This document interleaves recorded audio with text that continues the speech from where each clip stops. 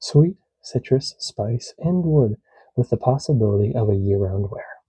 Let's give it a go.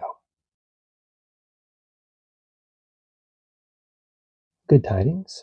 For our offering of scent stuff today, we have Haramain's Detour Noir EDP Parfum, a unisex fragrance that was initially released around 2021, and its scent profile is similar to that of PDM Layton's, but since we don't have a bottle of that floating around, we'll just speak about the merits of this alone today. Now, I've had this for about 6 or 7 months, if I'm not mistaken, and I picked it up for around $30-ish or so. Luckily for me, I did buy a decant of this prior, so I thought I'd like the scent a little bit more than I have come to enjoy it over my time of owning the bottle, but that's neither here nor there. Now, initially, aesthetics of this bottle, not a fan. It's just odd, and it's hard to find a nice placement for this on my shelf where I keep the rest of my fragrances. It's just an oddball. It doesn't have like the best base in my opinion either. It's a little crooked. It looks like something whacked it while it was still cooling in the glass factory or something of that nature. Overall, not my cup of tea for bottle design. The cap feels relatively cheap, not too heavy, just plastic. A little snug though, so I can't complain. Before we spray this, the notes that we potentially can expect are the following. Apple, lavender, jasmine, and violet for our top notes. Vanilla, patchouli, bergamot, and mandarin orange for our middle notes. And cardamom, geranium, pepper, and whackwood for our base. And as always, we'll do one spray for the sky and one for the skin to get a overall initial impression of what this bottle can do. Saw a little spray right there, seems to be a pressurized bottle if I'm not mistaken. And one for the skin. And as always, we'll let that sit for just a moment so we can have it do its little melody of smells, and then we'll be right back. And we are back.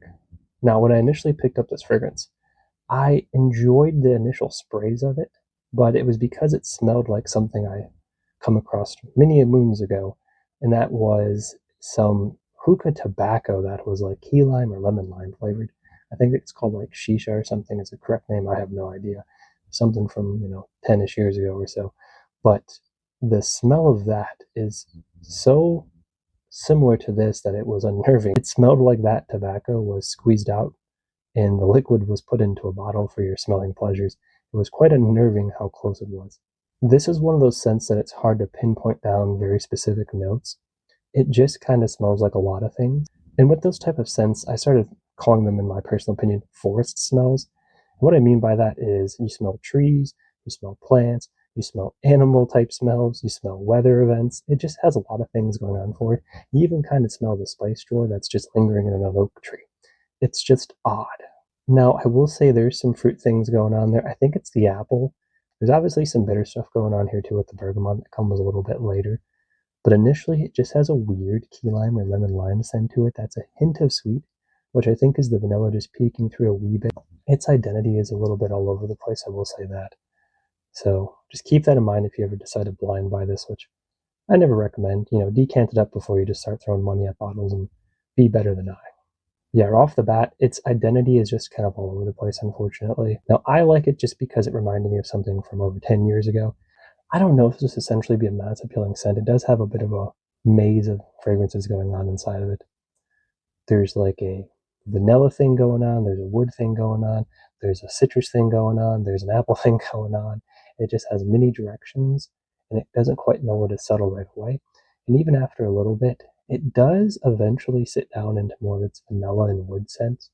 I don't get tons of pepper, unfortunately, in this. I never really have, and it's kind of a letdown, and that's okay. Now, when do I think you should wear this? To me, this is probably an all year round fragrance, and that's just because it has so many identities going on with it throughout its life cycle that I couldn't really say what the best time of year to wear this is. I've worn this in hot and cold weather, and it was kind of one of those, either way. It wasn't too terrible. It didn't shout, it didn't scream. It was there.